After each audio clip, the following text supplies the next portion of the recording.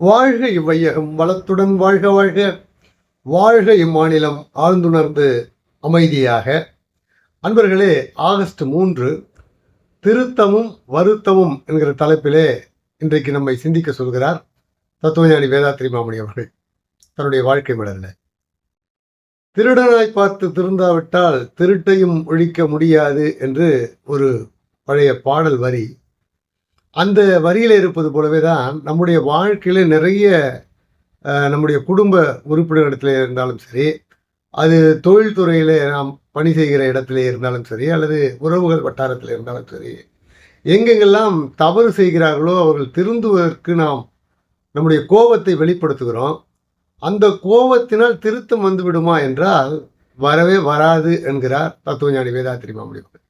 ஏனென்று சொன்னால், ஒருவர் தவறு செய்கிறார் என்று சொன்னால் தவறு செய்த கையோடு அவரை கை நீட்டி குற்றம் சாட்டுவதனால், குறை கூறுவதனால் அங்கே திருத்தம் வருவதில்லை. மாறாக அவரிடத்திலே நம் குறித்து வருத்தம்தான் மிகும் என்று அழகாக கூறுகிறார்.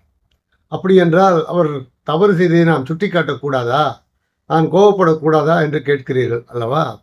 அதற்கு என்ன சொல்கிறார்? உங்களுக்கு உண்மையிலேயே அவரிடத்துல திருத்தத்தை நீங்கள் எதிர்பார்ப்பீர்களானால் தவறு செய்தவுடன் கை நீட்டி சுட்டி காட்டுவதை தவிர்த்து கொஞ்ச நேரம் அவகாசம் கொடுத்து இந்த செய்தியை, இந்த விஷயத்தை நீங்கள் இப்படி செய்திருக்கலாம் அல்லது இப்படி பேசியிருக்கலாம் என்று தன்மையாக கூறுவது ஒன்றுதான். அதில் ஓரளவுக்கு திருத்தத்தை நாம் எதிர்பார்க்கலாம் என்று சொல்லுகிறார். எனவே இப்படி உடனடியாக குற்றம் சாட்டுவதை விட்டுவிட்டு அந்த நிகழ்விலே, அந்த செய்தியிலே நம்முடைய பங்கு என்ன, அங்கே நாம் திருந்த வேண்டியது ஏதாவது இருக்கிறதா என்பதை யோசிப்பது புத்திசாலித்தனம். அதுதான் தகுந்த பலனை தரும்.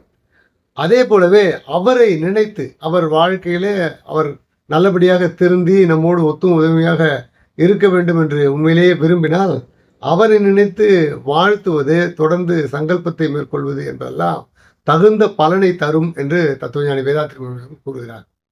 எனவே குறை கூறுவது, குற்றம் சாட்டுவது என்பது பொதுவாக நடப்பது. அதனால் எந்த இடத்திலும் எப்போதும் நல்ல பலனையே, பாசிட்டிவ் ரிசல்ட் சொல்வார்களே, அந்த ஒரு விளைவு வருவதில்லை என்பதை உணர்ந்து கொண்டு குற்றம் சாட்டாமல், குறை கூறாமல், தவறுகளை திருத்துகிற அந்த உத்தியை கையாளுங்கள் என்று மகரிஷி அவர்கள் சொல்கிற அந்த செய்தியை உங்களிடத்தில் பகிர்ந்து கொண்டு இன்றைய சிந்தனையை நிறைவு செய்கிறேன்.